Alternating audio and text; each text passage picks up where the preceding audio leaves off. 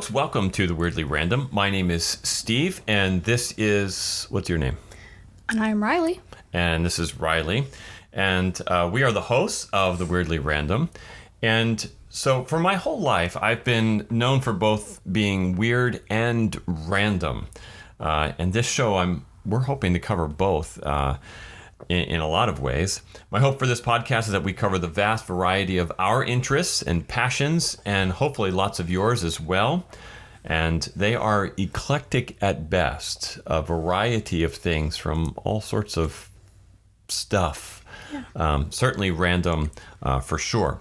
Each episode will cover a topic that includes my love, at least, for the 1980s, sci-fi, TV shows, music, travel, studies of culture. What else we got? What else are we going to cover? Video games, especially Zelda. That's right. The Legend of Zelda is a big favorite of ours. Mm-hmm. Huge interest there. But we'll talk about maybe even books and technology, movies maybe, and perhaps even just my general overall avoidance of exercise. But you're getting better. I'm getting better. Yeah. Thanks. Trying to get my steps in and complete my challenges and all that. One guideline for us as we do this show is that we are going to strive for our target is family-friendly randomness. That's what we want to target. There's lots of weird and random things out there on the interwebs. Wow, that was strange. On the interwebs, and quite frankly, just down the street. But we want to cover family-friendly stuff here on this show. And really, it's because, well, we're going to be producing this together as a family. And so we want to cover things that are our interests and that are family-friendly weirdness. But there'll be a random selection of things, that's for sure. Mm-hmm. I can't guarantee that we'll cover any particular topic in any particular order, but we will definitely cover a variety of things. And hey, we'll do what we can to make it random. And we'll plan, but maybe not, and just kind of see what happens. What do you think? Yeah, that sounds good. Sounds all right? Mm-hmm. So for this first episode, we figured that we would do a top 10 list. Well, David Letterman used to do this on his show. He would do a top 10 list of all sorts of things. But since we're trying to be random, I'm not going to do top 10. I'm going to do let's do a top 7. How about that? Stephen Reilly's top 7 list of random ideas. How's that sound? Sounds great. Awesome. Yeah. Okay, so what we're going to start with, though, before we get into our top 7, I want to talk about the why. Why are we doing this? Why did we set this up in our home with microphones and things like that? You're motioning. I have no idea why we did this, and that's fine. It starts off really because of a hobby. Needing to develop a hobby. I do a lot of work. I work a lot. A lot of times my interest and my hobbies, if I had hobbies, intersect with my work. And so I work a lot at the computer. I work a lot of hours, and I love doing a variety of things. And so what I found is that they intersect too much. And so I ended up just working and not actually doing any hobbies. Mm. And that's not always a good thing. Yeah. So he's like, yeah, Dad works all the time. Anyway, so what we decided was, I thought, let's look into doing a hobby. And so my wife studies personality types, and I study leadership. And a lot of those things kind of intersect with my personality type and my Myers-Briggs as an ESTJ, and my leadership voice, which comes out of some leadership material. A lot of it talks about a love for podcasting, or gardening is actually one of them too. And I'm not sure where we live gardening is actually going to work out. Yeah. But podcast was definitely a thing. And so the planning and the execution of that, so I'm going to try that out. We're going to try this out as a hobby and see what happens. But also, it really stems from this idea, as I was thinking about things that I could do. Oftentimes in my life, I've been told that I have a radio voice. Some folks have even joked that I have a face for radio. And if you get that, that's pretty funny. in a dry sense of humor kind of way. Like if you have a face for television, that means like you have a very good looking sort of face. If you have a face for radio, that means they only want to hear your voice. They don't want to see your face. Oh. See what that means? Yeah. Okay. Yeah. Okay. But using my voice, I've done a lot of telephone menu options. I've done recordings for businesses for their telephone menus. I've done copyright voices for starts of other people's podcasts and things like that. I've also done a lot of theater announcements, like there was some beeping over there. There's also been some theater announcements that I've done. Ladies and gentlemen, welcome to such and such a theater, and no flash photography, and the restrooms are behind you. All that kind of thing. Except normally you don't announce where the restrooms are. You announce where the fire exits are. You're actually required to do that in a lot of ways. But anyway, using my voice is something that, interested in trying here as we get into this podcast. And really, just frankly, sometimes I get really bored and I need something to do that's not work. And we should have started this. If we had thought about this in any great length, we probably should have done this early on in the pandemic during the lockdown, in the dumpster fire that was 2020. We probably should have done it then. Probably would have given us something to do while we were sitting at home and, while COVID was spreading or whatever in the world. But anyway, so that's why behind this, a little bit of a hobby, a little bit of testing of our skills, a little bit of a learning curve here for some of us. So it'd be kind of fun to get into that and to do that here in our podcast that we're calling The Weirdly Random. Okay, so I mentioned we're going to do our top 7 ideas, and we're going to start with Stephen Reilly's top movie. You all right there? Yeah, okay. Good. He's clearing my throat. All right, anxious to start our top 7 here. Yep. Our top 7 best ideas, top 7 ideas here for Stephen Reilly. First one. Top movie trilogy. For me, by far, it's debatable. We'll get into that. But the top movie trilogy in my mind is the Back to the Future trilogy. Now, I think you might agree with me on this, Reilly, that it is debatable on not all 3 movies are stellar. Yeah. Right. So yes. Of the 3 movies... the best that I would think, my personal opinion, would be the first would be the best. Absolutely. The second ain't the greatest, but I would say the third, it would be like first, third, second. And I think there's a number of people out there on the web that agree with you.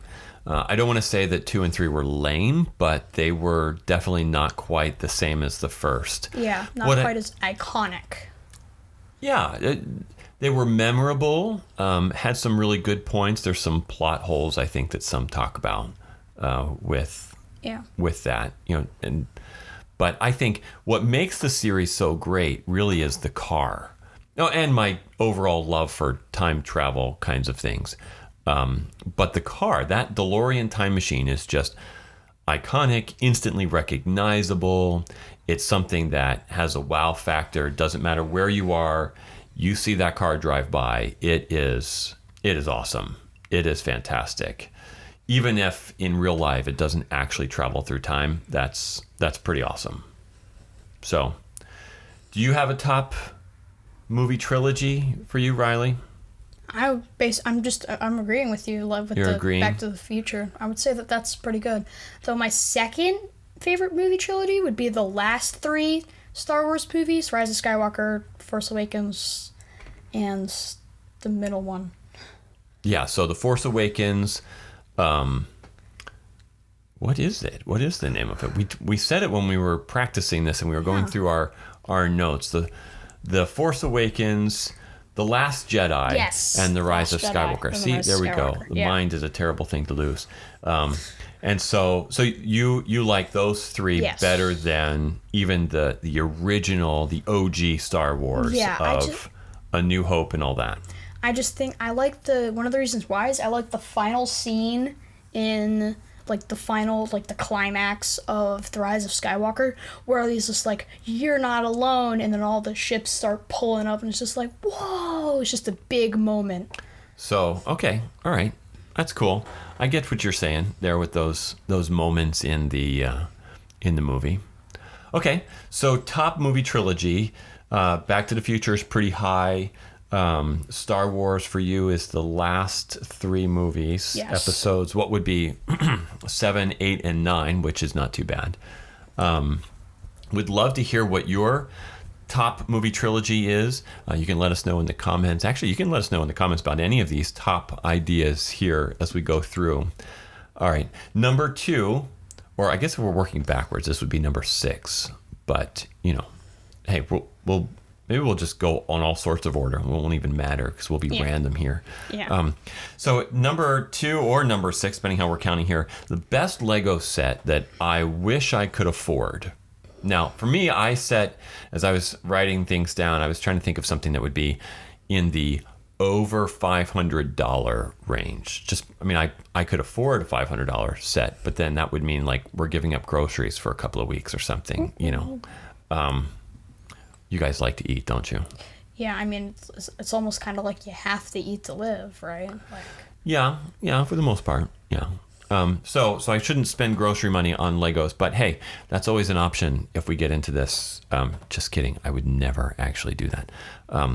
Top Lego set that I would love to purchase, I wish I could afford, is by far the Millennium Falcon. Yes. The Lego Star Wars Millennium Falcon, that is just massive. The box is like a huge cube, right? Yes, We've seen this. Everything else is just rectangular prisms, and then all of a sudden you're just like, oh yeah, I wonder what this is. And you're like, uh-oh, it's not a rectangular prism. And then it's just a cube. The biggest... The box is massive, yeah. And it's probably about $1,000, I think. It's pretty expensive. But, you know, it's a nice set. I think once I had it built, you know, I've always said that if I was independently wealthy, that I would spend that independently acquired wealth on Legos. That's what I would do, right? So what are you thinking? I mean, if we had this set, where would we put that set, that particular set? No idea. There is no shelf or table. We'd have a room. We'd have to have a room just for, like, an auditorium-sized room just for our Lego sets. Imagine that. Yes. That would be awesome. Yes. And maybe we'd put the Millennium Falcon or some of these really expensive sets, put them on a shelf or something that's like, I don't know, if we're independently wealthy, we could make the shelf out of gold, and that would, or gold lined or something. That would be pretty awesome. Yeah. Yeah. Okay. So that for me is number 1. What would be your, Reilly, what would be your top Lego set that you wish you could afford? I would say the Optimus Prime set. That has always been like on one of the top for me, because like I saw it and I looked at this video. I'm like, oh yeah, it's like a Transformer. It's like, oh yeah, there's like 2 ways to build it. You the robot, and then you break it down and like you destroy it, and then you put it back up and that's build what you thought it did. That's you what I thought it did. You have to disassemble it, reassemble in 2 different forms. Okay. And then Lego's just like, oh yeah, and guess what? Instead of unbuilding or destroying it and building it back up, you can just transform it. And was like, whoa. So they built it with transforming abilities. Yes.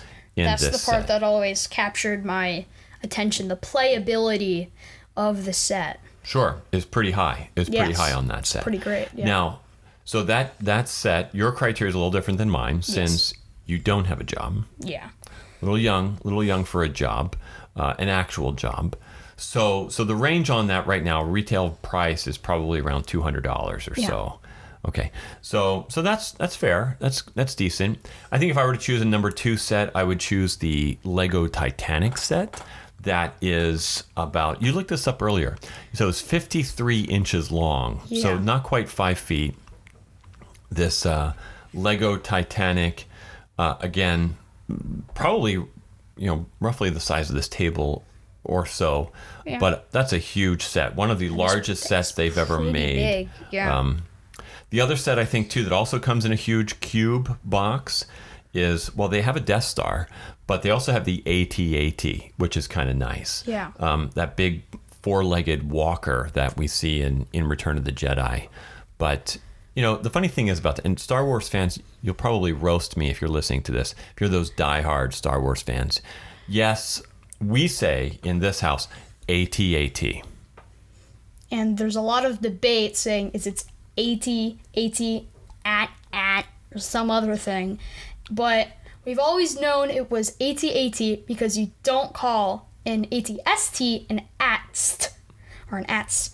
And right. It just, and you call it an AT-ST. So wouldn't that same properties apply to the AT-AT? Correct. The same pronunciation principle as we say in AT-ST. Of course, Star Wars fans who are really diehard might even be cringing at us just saying AT-ST. Maybe they have a name for it or something. Yeah. But the two-legged walker, who knows? But yeah, the AT-AT or the AT-AT is what I think would be kind of a cool set. And if we had cats, we could sort of like chase the cats with it and like do little battles with the cats. So you could have, we could do the cat versus the AT-AT. Oh. That would be kind of fun. That would be pretty cool. Yeah, okay. All right, we don't have cats, so, and not just because Mommy's allergic. So yeah, other things too. All right. So that's our top Lego sets that we wish we could afford. Let's look at number 3 as we're working through this list. Number 3, the best Lego idea set. Our top Lego idea set. So if you're not familiar with what Lego Ideas is, it's not just an idea that Lego made, but it's actually fan-based sets that people put together, they load onto the website, and you have to get a lot of followers, right? It was around like 10K, I thought it was. Yeah, 10,000 followers, and then your set will be evaluated by Lego and their design team. And then if they like it, if they think regarding playability and marketability, and I think I just made that word up, and design and all that, then they will produce it into an actual Lego set. But they don't actually do a lot of those. Oftentimes there's like 35 or 40 entries that make 10,000 followers, but that doesn't mean that it actually becomes a Lego set. So, but some of my favorite Lego idea sets, the one that I would rank high, of the ones we have, the ones that we've purchased, I would vote my top to be the Lego Doctor Who set. Yeah. I would say that's pretty up there for me as well. One, playability, has minifigs. So in that you get a Dalek, you get you get a Dalek in there, and the Doctor, and you get also at least I think you do. I'm pretty sure. Oh, the box is over there. I'm not going to get up and look at it, but you definitely get the Doctor, and I think you get Clara in there. But you get to see the inside of the TARDIS, and then you get the TARDIS that connects, and you can take the blue box and you kind of play with the TARDIS as its own, as a standalone blue box, right? The police box. But then you also have the interior, which is kind of a fun playability piece. Yeah. Yeah. It's a great set. I think if I were to look at Lego Idea sets, another set that came out that is not necessarily, it's not a minifig set, but it's a pretty intense set, and that would be the Lego Voltron set. Yes. That thing stands pretty tall. It is. Probably 24, 30 inches or so. Yeah. Pretty sturdy. If you're not familiar with Voltron, look it up. Netflix has a season on there. Actually, a series. They might even have a couple of seasons of the new Voltron. Defenders of the Universe. Defenders of the Universe. Well, that's what he was, even in the 80s. Voltron, Defender of the Universe. And, if I did voiceover for movies, I would do that one too.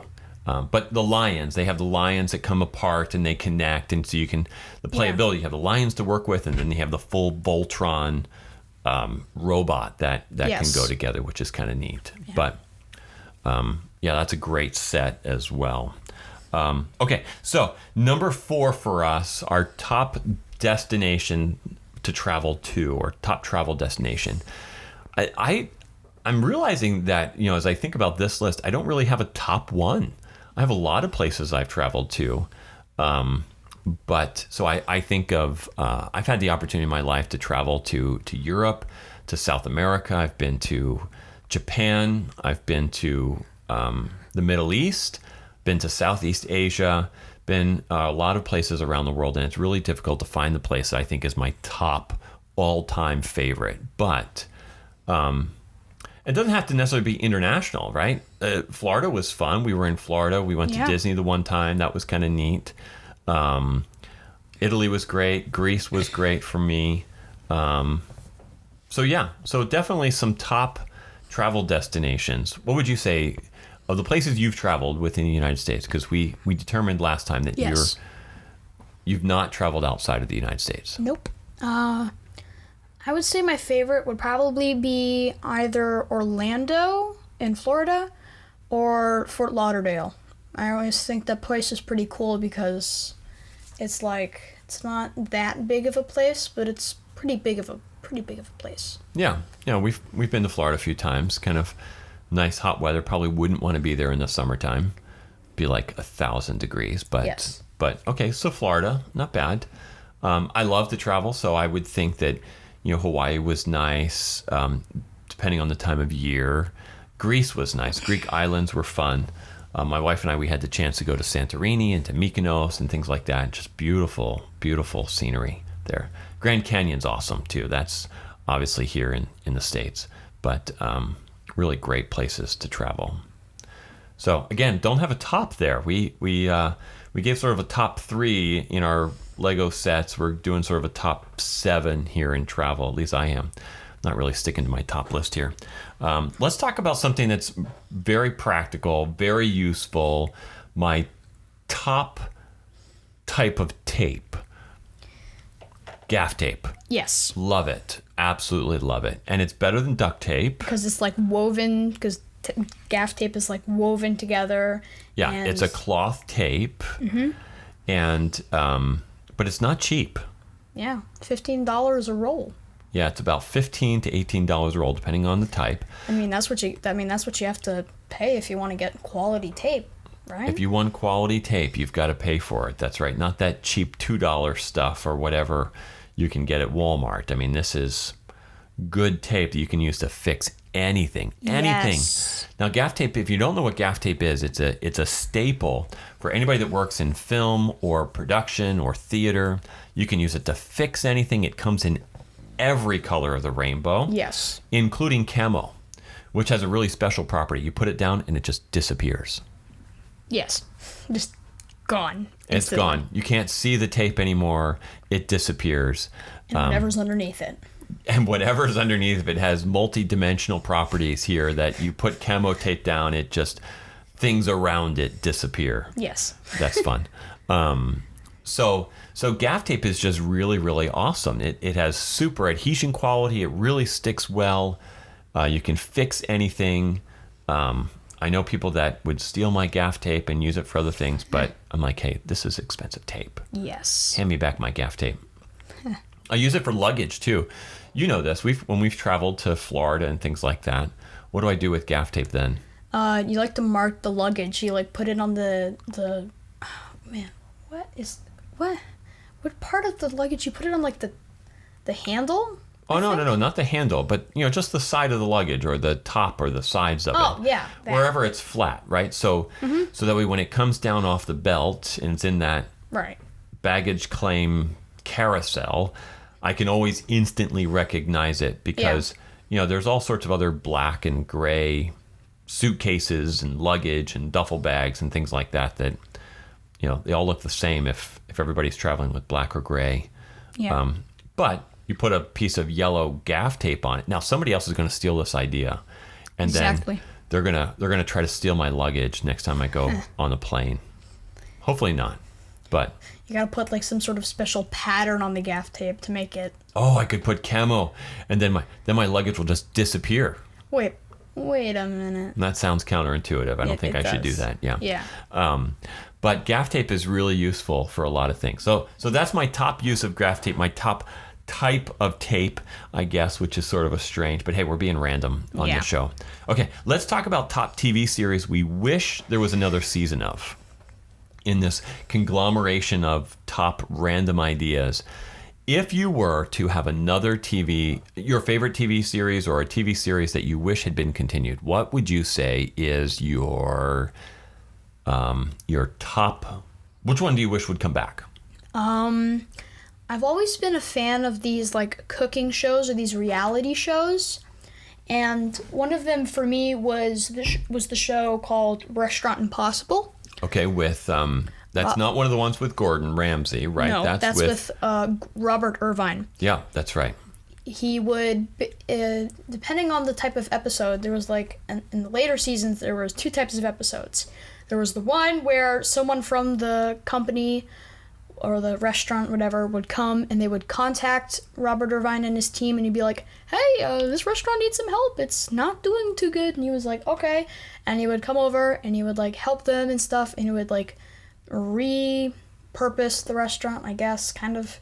He would renovate. Renovate it, yeah. So he does both a physical kind of construction renovation project, and then right? he kind of does, and then he also helps people if they're just, like having trouble like working together. He would go and fix that. So business relationships, he Yes. fixed the business components, helps them with their the dishes, like Restaurant Impossible. So they're cooking, Yes. the not like the physical plates that they're using, but like their menu. He would help Yes. them redo their menu for marketability, things that people actually want to buy, quality items, that kind of stuff. Yeah.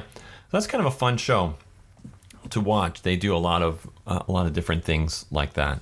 I would say for me, I'm going to steer away from a reality show.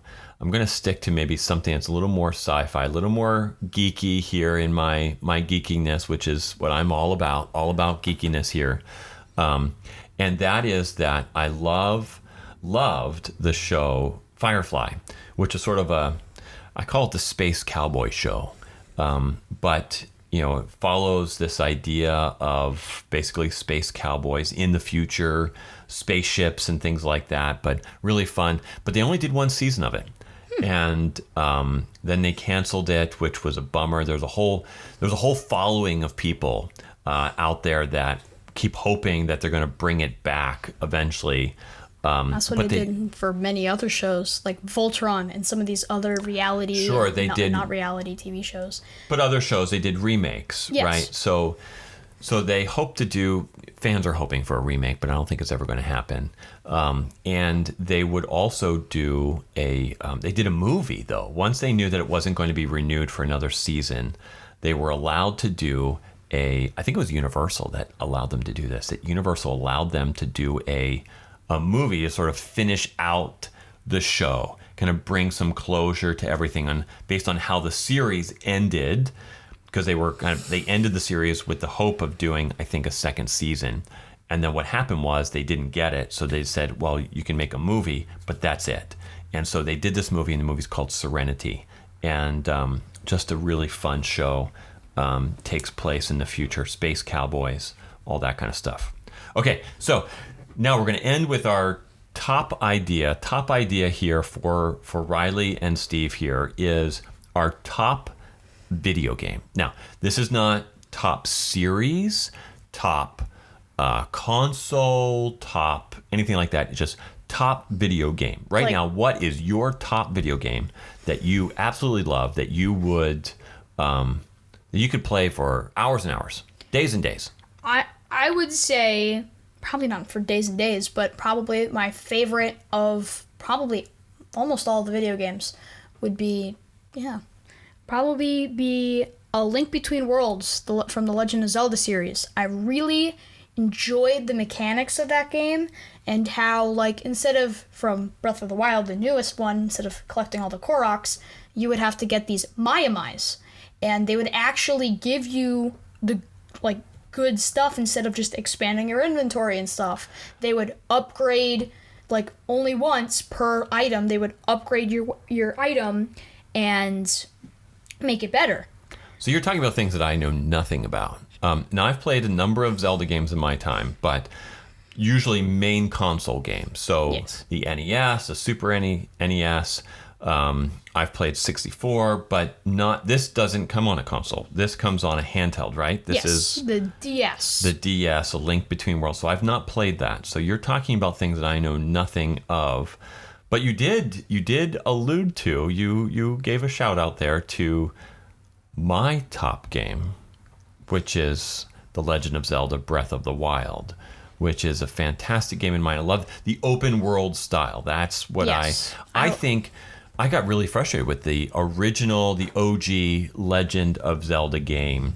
Got really frustrated because, one, I thought it was difficult. And, of course, when it came out, I was just a kid. But my frustration with a lot of the Zelda games was that it was not open world. I think that the Breath of the Wild game gave me everything, just about everything that I wanted in a Zelda game, where I have massive amounts of inventory. There's ways that I can earn or get money by selling things. I can collect things. I can make things. I can upgrade things. I can change my outfit, my armor. I can customize it even. Yes. I'm not big into customizing things in the game, but it just gave me a lot. But it also had challenges. And I don't know what it's like in A Link Between Worlds, but in Breath of the Wild, you have the main quest. You have a bunch of other side quests. You have these shrines, or if you're familiar with the older games in the Legend of Zelda series, they're sometimes called dungeons, or they're called temples. Or mini dungeons. Yeah. And so you defeat those. That's the game. You go in this dungeon temple theme or adventure, and that's how you progress through the game. And it's in a linear fashion, right? A lot of the older games are in linear fashion. Is that how it is in A Link Between Worlds? Kind of. It's basically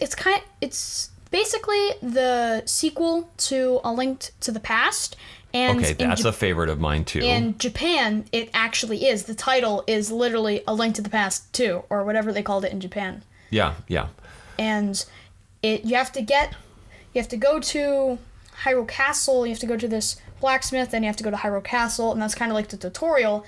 Then you have to get the 3 pendants, and then back to Hyrule Castle for defeating, like, the boss, I guess you would say. Like, well, basically like the halfway point in the game, I would say. That's the halfway point, is defeating the boss. Not the final boss, but defeating a boss of Hyrule Castle. And then you would get, like, put on a wall, and then using this mysterious thing or this bracelet that some random person gave you, you can now go in and out, like become a painting on the wall, and then move across the wall, and then come out. Okay, so they're playing with dimensions. So you have moving from 3-dimensional to 2-dimensional. Yes. And and Mario, Super Paper Mario's like that, right? Paper Mario, what's it called? Yeah. Is sort of like in that way where you kind of become paper or something. Maybe I'm thinking of the wrong game. I'm probably thinking of the wrong game. Yeah. Mario Odyssey does that, though. Mario Odyssey, you're right. Yes. But anyway, what I love about Breath of the Wild, it's not linear. I can follow the main quest, but there's also a number of other things, almost 1,000 other things to do. Actually, there probably is 1,000 other things, because if you just collect these little Korok seeds, there's 900 of those. And then that's the only way to get 100%. If you want 100% the game, if you're OCD like I am, you have to. If you want to get 100%, you have to go and collect all 900 Korok seeds and explore every inch of Hyrule. Of the map. Yep, you have to go to every single place, and that's just within the main game. That doesn't include the DLC. Yes. So in the DLC, you have another 12 shrines or something like that. And 12 shrines doesn't seem like much, but 4 of them you have to do while you're at like a quarter of a heart. You're a one-shot. Yeah. And it's super hard. Yeah, but that's kind of fun. It makes it challenging. Causes a lot of anxiety in that early part of it. You're tense as you're doing that. But by far, that is my top game right now. And for a number of reasons. One, I can kind of go in and do whatever I want, but it also is sort of a stress reliever. I don't have to do one particular thing, like, I'm stuck on this one dungeon, I can never get past it. No, forget that dungeon. I'm going to go collect radishes or apples and go cook simmered fruit or something if I want. I mean, that's what you can do because you don't have to do that. There's armor to collect and outfits and all sorts of other things, which is a lot of fun. And I've tried to do and collect all of that in the game. So by far, you're looking at me like I'm a little strange. I am a little strange, but I think he's like, no, of course not. You're not strange. But I love that game. Love doing that. And I've beaten the game. The main quest with defeating Ganon and all that kind of stuff, I've done that at least 6 times so far. I've done that, I know I've done it once, maybe twice. Oh, you got to catch up. You got to keep playing. But I just love doing it. Go back and forth on that all the time. So, okay, that's our top video game, each of our top video games. We would love to hear what your top list is. Maybe you're covering the same top 7 things that we covered, but we'd love to know what those are. They can do that how, Reilly? If you're watching on YouTube, you can go below the video and comment, and maybe we'll read those. We'll read those, put those in the comments. Maybe we'll do some listener feedback in a future episode. That would be kind of fun. You can also find us and follow us on Instagram.